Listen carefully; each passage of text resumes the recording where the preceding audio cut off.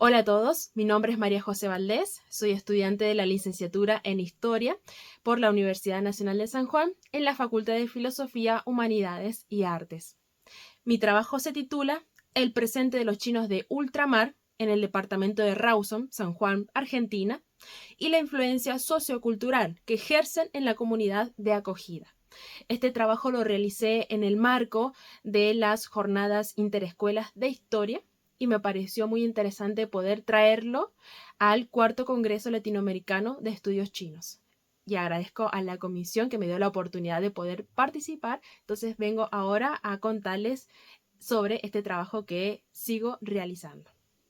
El objetivo que me propuse de antemano es investigar, inquirir sobre el lugar de origen, las percepciones sobre la vida cotidiana y de qué forma se manifiesta el transnacionalismo cultural en las comunidades chinas de ultramar en el departamento de Rawson en San Juan, Argentina.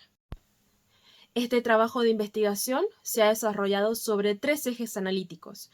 El primero, en definir los conceptos claves que nos permiten entender en qué consiste un fenómeno migratorio, como por ejemplo el concepto de transnacionalismo, y también de qué hablamos cuando se habla de comunidades chinas de ultramar. Para el segundo eje analítico, se ha empleado un análisis descriptivo explicativo abarcando todo lo que se refiere a la historia de la inmigración china y taiwanesa en Argentina, para saber también cuáles son los flujos migratorios más preponderantes y cómo se fueron desarrollando a lo largo de su historia. Y en una tercera instancia analítica, lo que se ha hecho es hacer un trabajo de campo, un estudio sociocultural y antropológico sobre un caso en particular que se ha tenido en cuenta, entendiendo las distintas dificultades que se me han presentado al momento de llevar adelante la investigación, porque lo que he planteado es, bueno, tengo estos casos analíticos que yo puedo estudiar, o estos casos particulares, o estas comunidades, o estas familias en las que yo puedo llevar adelante una investigación. Lo he ido acortando porque tenemos algunas limitaciones lingüísticas, limitaciones en la cultura. Entonces, bueno, he definido un solo caso y ese es el que les traigo ahora en esta oportunidad. Para empezar a hablar de estos 3 ejes analíticos, podemos empezar diciendo que a lo largo de la historia, el hombre ha ido trasladándose de su lugar de residencia habitual a otro distinto para huir de guerras, de desastres naturales, de prácticas culturales tradicionales. Esto se da mucho en estas comunidades, de conflictos políticos también, para buscar otros horizontes que le permitieran mejores condiciones socioeconómicas. Y en cada lugar en el que el hombre se ha ido instalando, ha dejado su huella cultural. Y teniendo en cuenta este razonamiento, existen diferentes formas de interpretar las causas de las migraciones. Y una de ellas responde, la que se ha tomado en la investigación, responde a una causa en su generalidad socioeconómica. Y podemos empezar a hablar de la perspectiva de push-pull model o de expulsión-atracción. Según este modelo, ¿qué se ha afirmado? Las proposiciones básicas de la teoría son, por tanto, que existen una serie de factores, de los cuales podemos recopilar en una lista, que provocan la expulsión de personas de un lugar, así como existen otros que las atraen. Entre los que se consideran expulsores están aquellos relacionados con las oportunidades y condiciones laborales, la pobreza, el exceso de población, la presión por la tierra, problemas medioambientales, baja calidad de vida, servicios básicos insuficientes, represión política, persecución religiosa, problemas de acoso, discriminación, guerras. Y entre los factores atrayentes podemos inferir que se destaca el poder acceder a mejores condiciones de vida, un mejor trabajo o con al menos una mayor remuneración, y disfrutar de un sistema que permita también condiciones gremiales adecuadas, un mejor clima.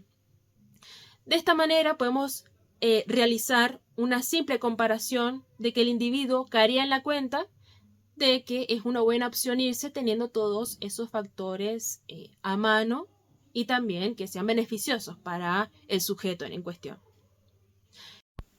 La República Argentina es un país con una gran tradición migratoria, estamos hablando de esa gran migración europea hacia fines del siglo XIX, los millones de españoles que llegaban al puerto de Buenos Aires, también sobre el siglo XX, las primeras migraciones japonesas, y en estas migraciones la figura de Kinzo Makino, el primer japonés registrado o documentado en Argentina.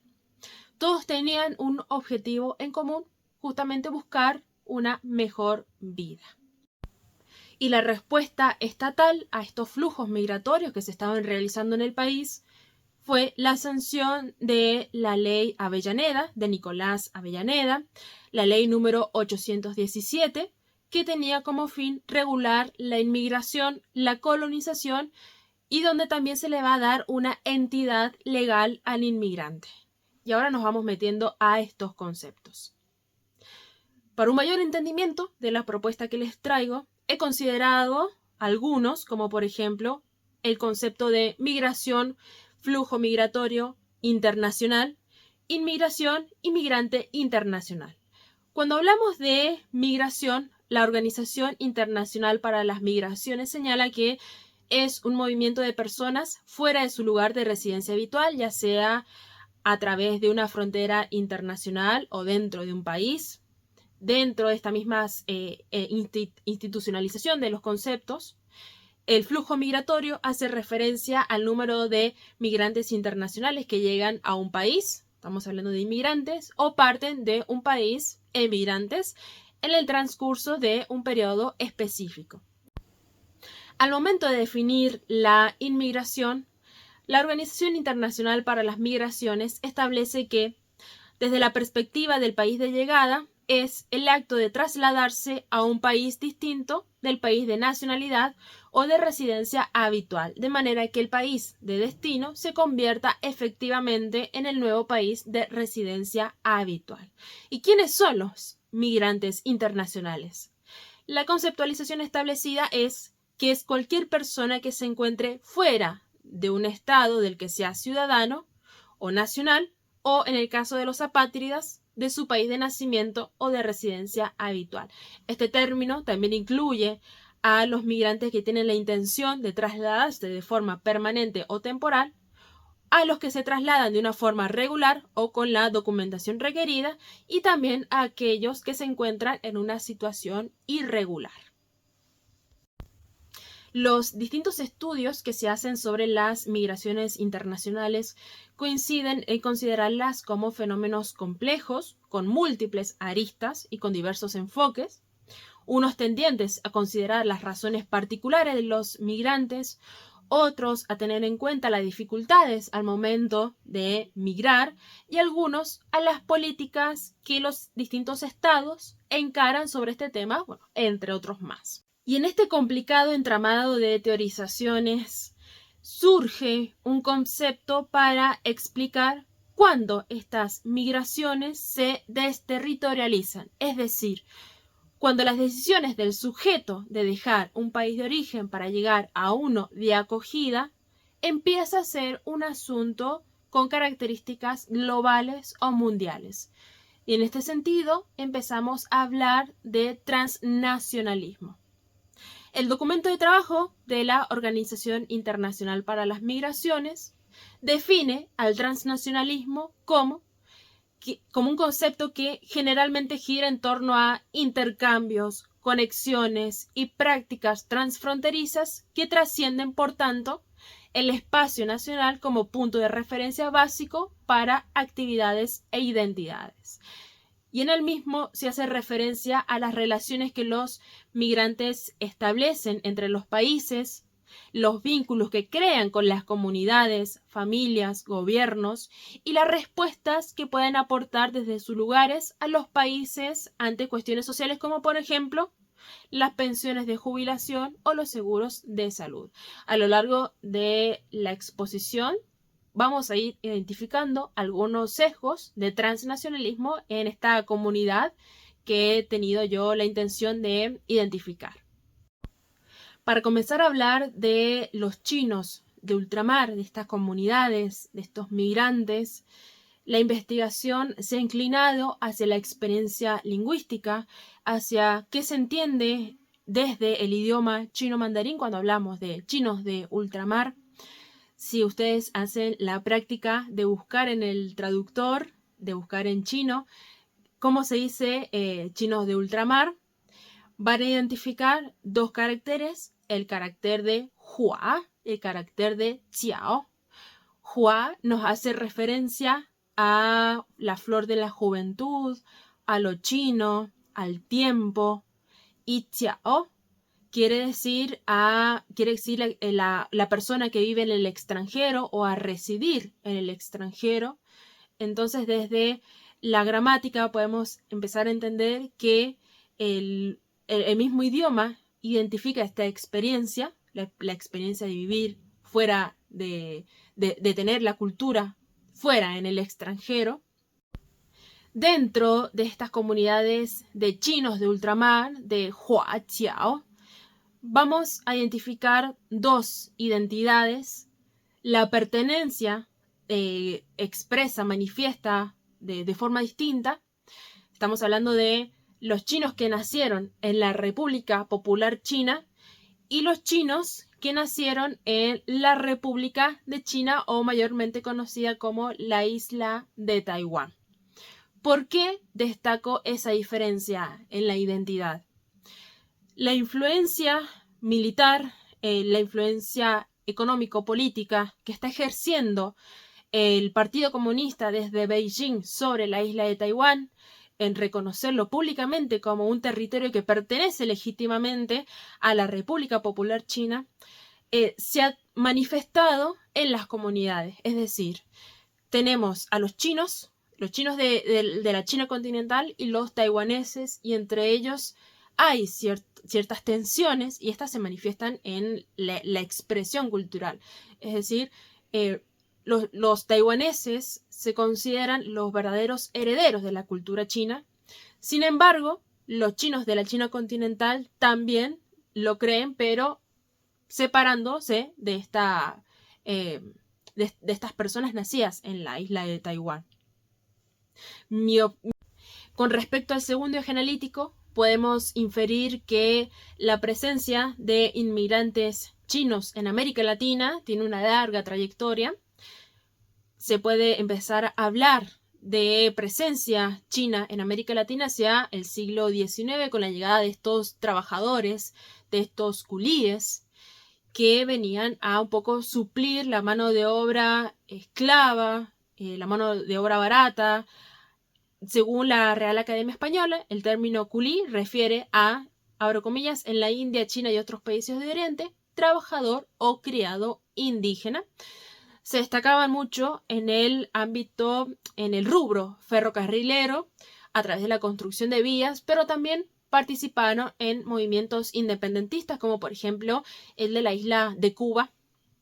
Hay registros de que los primeros chinos que llegaron a América Latina fueron a la isla de Cuba, a Perú también hay una gran presencia de inmigrantes, y también, bueno, ya posteriormente hacia Argentina. La inmigración china en Argentina es una de las 4 migraciones internacionales no latinoamericanas más importantes y que está en crecimiento en el país, junto con las correspondientes de Bolivia, Perú y Paraguay. En este sentido, se señala que los chinos continentales, de acuerdo a Alan Chen, veían a la Argentina como un trampolín para inmigrar a Japón, Estados Unidos o Canadá, mientras que muchos de los taiwaneses salieron huyendo de su isla debido a la represión política del momento. Siguiendo este autor, él dice que los chinos que llegaban al país lo empezaban a ver como algo propio y a querer colaborar con los asuntos locales. Los inmigrantes chinos venían principalmente de la provincia de Fujian, ubicada geográficamente hacia el sur de la China continental. En toda América del Sur, el único país donde la inmigración principal es de chinos provenientes de la provincia de Fujian es la Argentina, siguiendo a este autor, Alan Chen. En una comunidad de 180.000 chinos, unos 150.000 aproximadamente provienen de la provincia de Fujian, de lugares como Fujian, Putian, Changke, Lianjian y otros. Actualmente, los chinos provenientes de la provincia de Fujian son quienes se encuentran en su gran mayoría en el país, como se venía diciendo. Siguiendo a este autor, él dice que los fujianeses con el tiempo se convirtieron en la gran absoluta mayoría de la Argentina y en la única comunidad china en toda América del Sur liderada por compatriotas de Fujian. Sin embargo, las cifras oficiales sobre la cantidad de inmigrantes chinos que hay en el país no es una cantidad potable, no es exacta, porque las dificultades lingüísticas, las dificultades culturales, los chinos de ultramar, esta comunidad suele ser una comunidad no muy abierta, por lo menos en algunas provincias del interior del país, es más bien cerrada o hermética. La dificultad lingüística fomenta mucho esto. Entonces, generalmente, los censos no abarcan estas comunidades porque ellos generalmente no responden a los censistas. Algunas autoras, como por ejemplo Luciana Denardi, ella dice que, estas comunidades no suelen responder, ya sea por cuestiones culturales, pero el peso lingüístico tiene mucha importancia en este asunto. Para llevar adelante el tercer eje analítico, que es el caso particular que se ha tomado en la investigación, se ha tenido en cuenta su ubicación estratégica. Este se encuentra en la ciudad cabecera del departamento de Rawson. Estoy hablando de Villa Krause. Rawson es uno de los departamentos más poblados de la provincia de San Juan. Forma parte del aglomerado Gran San Juan, con aproximadamente más de 130.000 habitantes. En esta oportunidad, el caso, esta familia en la que se desarrolló la investigación, en la que se pudo hacer el trabajo de campo, ellos viven en esta ciudad, sobre la avenida Mendoza, acá en Villa Krause.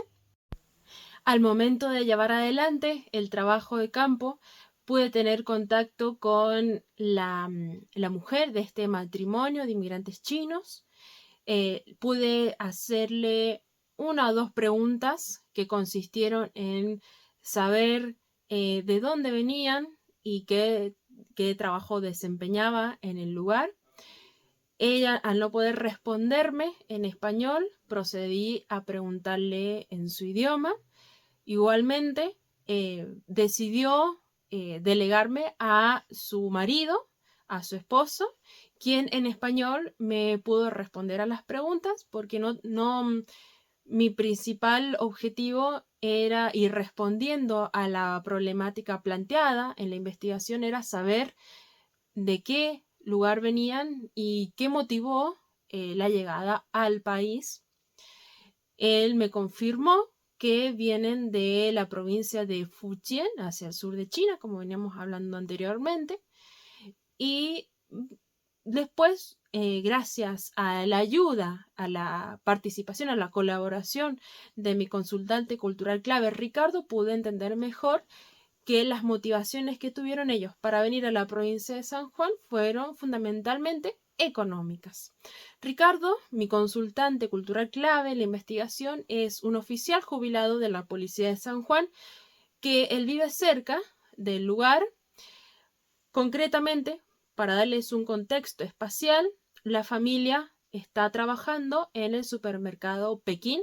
Este supermercado ya estaba en el lugar, ya era supermercado Pekín antes de que llegara la familia. La familia llegó hace 9 años, vinieron a trabajar, a poder hacer más dinero. Ellos venían desde Buenos Aires, cuando en Buenos Aires pudieron trabajar mucho, poder hacer en los términos de Ricardo, hacer mucha más plata, vinieron a la provincia de San Juan. Este matrimonio ya tenía una hija que actualmente vive en China. Acá en San Juan tuvieron otra hija más que es criada por los abuelos, porque, de acuerdo a lo que me comentó Ricardo, para no perder la cultura, la herencia cultural, se está criando con los abuelos, por lo tanto el matrimonio vive solo, acá se desempeña solo laboralmente. Es muy común si se hace el ejercicio de visitar estos lugares que se pueden identificar fácilmente, porque muchos usan nombres que responden a la cultura china o se conoce en la misma comunidad donde están trabajando que la familia es la que se desempeña en todo el supermercado. Por ejemplo, algunos de los hijos se encargan el cobro en la caja cobrando, otros en la reposición de productos, otros en el control de stock. El padre de familia generalmente tiene una oficina dentro del supermercado para encargarse de, por ejemplo, que el cliente ingrese al lugar sin mochilas, que guarde en sus pertenencias en determinada zona para, bueno, evitar robos y demás. En este caso, ellos dos viven solos, están trabajando solos acá en el supermercado. De acuerdo a Luciana De Nardi, en alguno de sus artículos mencionó que estas familias, cuando vienen a trabajar a la provincia, ellos se hacen como un anexo, una vivienda anexa al supermercado donde viven todos. Bueno, y es muy común también encontrar otras cosas particulares de la cultura, como por ejemplo las lámparas chinas, la música.